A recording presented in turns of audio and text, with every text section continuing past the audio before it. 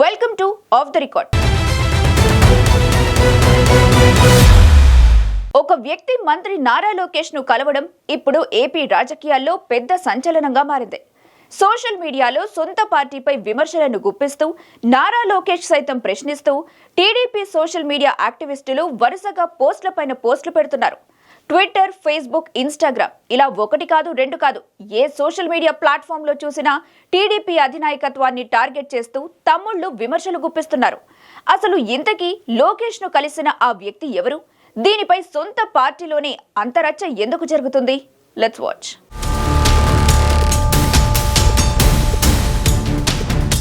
ఆంధ్రప్రదేశ్లో ఉన్నత విద్య చదువుతున్న విద్యార్థుల్లో స్కిల్ డెవలప్మెంట్ కోసం ప్రముఖ ఐటీ సంస్థ సిస్కోతో ఏపీ ప్రభుత్వం కీలక ఒప్పందం చేసుకుంది. దావోస్లో జరిగిన పెట్టుబడుల ఒప్పందంలో భాగంగా సిస్కో సంస్థ ప్రతినిధులు అమరావతికి వచ్చి ఉండవల్లిలోని మంత్రి నారా లోకేష్ నివాసంలో ఎంఓయూపై సంతకాలు చేశారు. ఒప్పందం ద్వారా 50,000 మంది యువతకు ఐటీ రంగంలో నైపుణ్యం పెంపుపై సిస్కో ట్రైనింగ్ ఇవ్వనుంది.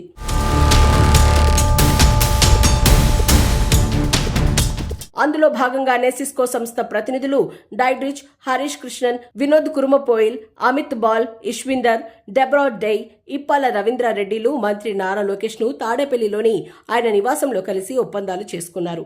అంతవరకు బాగానే ఉన్నా అనూహ్యంగా సిస్కో సంస్థ ప్రతినిధులలో ఇప్పాల రవీంద్రారెడ్డి ప్రత్యక్షమవ్వడం, అందున నారా లోకేష్ తో భేటీ అయ్యి ఒప్పందంలో కీలకంగా వ్యవహరించడం తెలుగుదేశం శ్రేణులకు అసలు రుచించడం లేదు.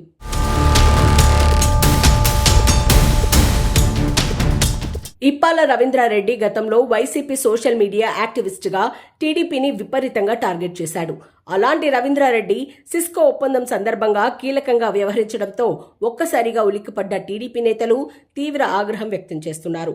ప్రకాశం జిల్లాకు చెందిన రవీంద్ర ఒకప్పుడు వైసీపీ సోషల్ మీడియాలో కీలక వ్యక్తి. వైసీపీలో అధికారిక పదవుల్లో లేకపోయినా 2014-19 మధ్యకాలంలో టీడీపీని సోషల్ మీడియా వేదికగా టార్గెట్ చేసి వైసీపీకి కరుడుగట్టిన అభిమానిగా ఫోకస్ అయ్యాడు.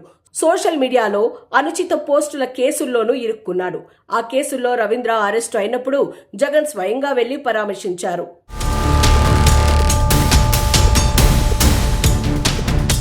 మొదటిసారి వైసీపీ ప్రతిపక్షంలో ఉన్నప్పుడు నారా లోకేష్ కుటుంబ సభ్యులను సైతం సోషల్ మీడియా వేదికగా విమర్శించడంతో పాటు వంగలపూడి అనితపై సైతం రవీంద్రారెడ్డి అనుచిత పోస్టులు పెట్టారు.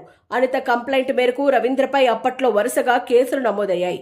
అప్పట్లో ఆ అనుచిత పోస్టులను అధికారంలో ఉన్న టీడీపీ సీరియస్ గా తీసుకుని దూకుడుగా వ్యవహరించడంతో వైసీపీ సైతం రవీంద్రను దూరంగా ఉంచింది. రవీంద్రారెడ్డి సోషల్ మీడియాలో చేసిన రచ్చతో 2019 ఎన్నికల ముందు అతనితో పార్టీకి సంబంధం లేదని సజ్జల రామకృష్ణారెడ్డి ప్రకటన సైతం విడుదల చేశారంటే రవీంద్ర పోస్టులు ఏ రేంజ్ లో దుమారం చేశాయో అర్థం చేసుకోవచ్చు.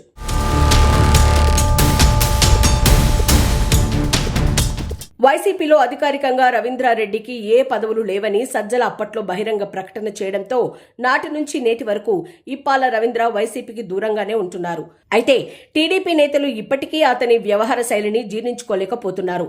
వెనుక ముందు చూసుకోకుండా రవీంద్ర సిస్కో ప్రతినిధులతో కలిసి ఎలా వచ్చారని, వచ్చినా లోకేష్ అనుమతించడం ఏంటని టీడీపీ క్యాడర్ ప్రశ్నిస్తోంది. బెంగళూరు, హైదరాబాద్, ఇతర దేశాల్లో వైసీపీ సోషల్ మీడియా కార్యక్రమాల విస్తరణలో కీలకంగా ఉన్న రవీంద్రారెడ్డి ప్రస్తుతం రాజకీయాలలో ఉన్నా లేకున్నా నాటి దుష్పరిణామాలు తమకు ఇప్పటికీ గుర్తున్నాయని టీడీపీ నేతలు మండిపడుతున్నారు.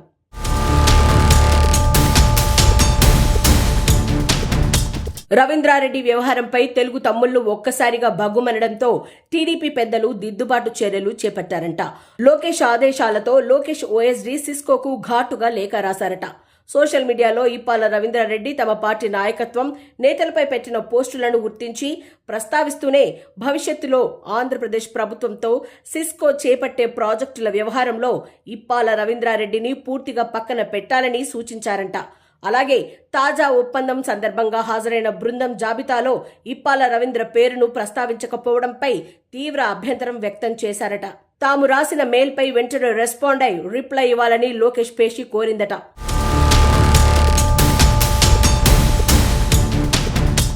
ఇదిలా ఉంటే తాను వైసీపీకి చాలా కాలంగా దూరంగా ఉన్నానంటున్న రవీంద్రారెడ్డి సిస్కో సంస్థ ఉద్యోగిగా ఆయా రాష్ట్రాల్లో పెట్టుబడులు, ఒప్పందాల అంశాన్ని పర్యవేక్షించడం తన పనని చెబుతున్నారు. అందుకే లోకేష్ తో భేటీకి హాజరయ్యానని, తెలంగాణ ప్రభుత్వంతో కూడా భేటీ అవుతున్నట్టు తెలిపారు. మొత్తానికి లోకేష్ తో ఇప్సాల రవీంద్రారెడ్డి భేటీ పెద్ద దుమారమే రేపింది. మరి చూడాలి అతని విషయంలో సిసు రియాక్షన్ ఎలా ఉంటుందో, దానిపై తెలుగు తమ్ముళ్లు ఎలా స్పందిస్తారో.